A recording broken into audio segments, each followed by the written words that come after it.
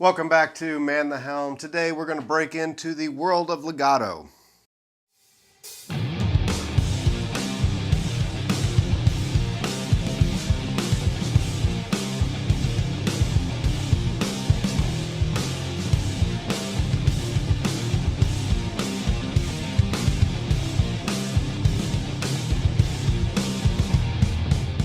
If you guys are new to the channel, my name is Jake. I'm a guitar player, but I also run a small podcast called Man the Helm.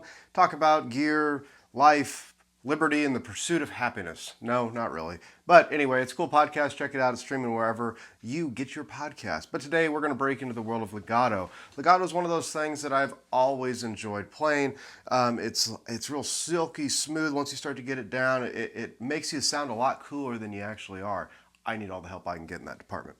Anyway, I like to take something I already know how to play, but before we get into this, I'm going to be using this awesome Jet Tele 300 series, I believe. I might have that somewhere down below to make sure I'm correct with that. This thing is super rad. I'm going to make a video on it here very shortly.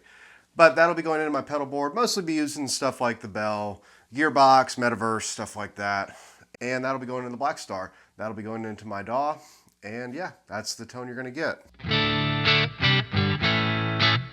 So whenever I start talking about legato, I think about stuff that we already know how to play. So let's take something maybe like a minor pentatonic box 1 shape. Let's play it in E, right?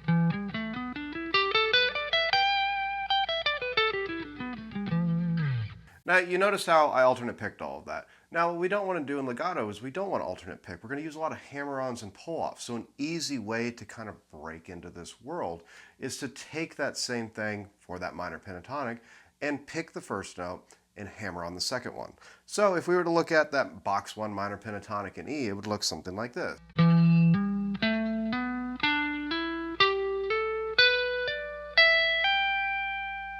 Now if we descend,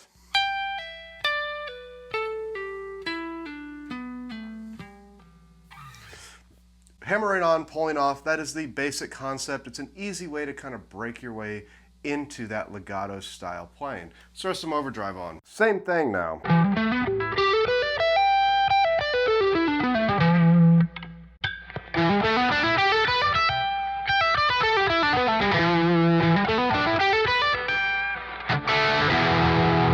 So taking that idea of the hammer-ons and pull-offs, using it in a concept that you already know is a great starting point.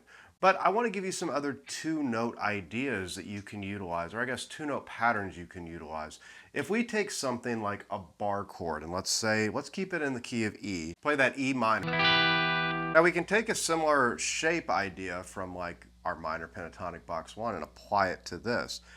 Now, I'll show you the pattern real quick and then we'll talk about it.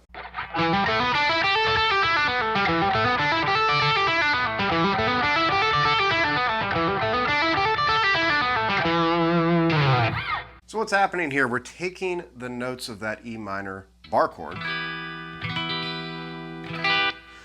and we're using a legato technique, using 2 notes per string and kind of creating this arpeggiated, cascading sort of thing with that chord. So to break down that little lick right there, if we take our root at that 7th fret of our A string, hammer on to that 10th fret of the A string, go down to our D string, we're going to go 7, hammer on to 9, G string, 7, hammer on to 9, B string, we're going to move up to that 8th fret, hammer on to 10, and then we're going to kind of roll our finger down and hit that 10th fret on our high E. So the whole lick's slow ascending.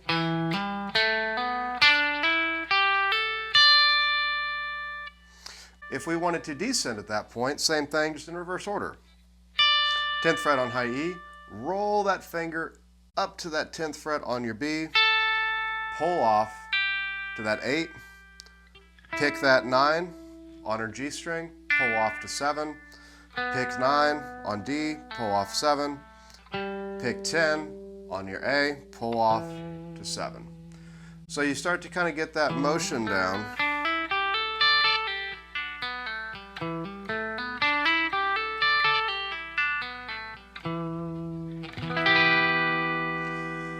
Now the cool part about this lick is you can take this anywhere. If I wanted to play, say, that D minor sort of shape.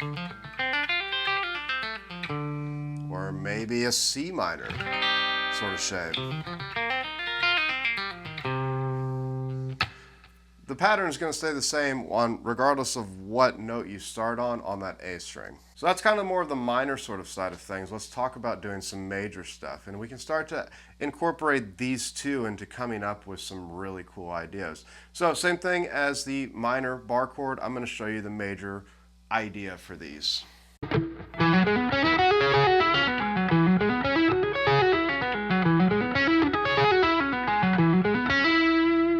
So same thing as that minor bar chord, except this time we're making it that major sound. So if we wanted to get the pattern down for that, if we start on that root note on that 7th fret, that E, we're going to hammer on this time up to our 9th fret, go to our A string, hit that 6th fret, hammer on to 9, G string, 6th fret, hammer up to 9, B string, 7th fret, hammer up to 9, and then we're going to roll that finger down again and hit that 9th fret on our high E.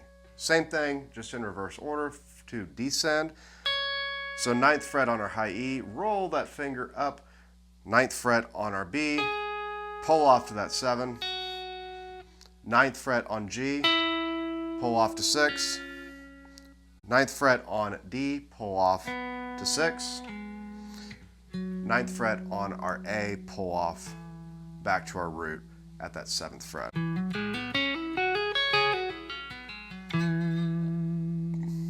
So you can utilize these in practical applications. Let's say we had a simple chord progression of E minor, D major, and A major. You know, you could take something where you, instead of just going,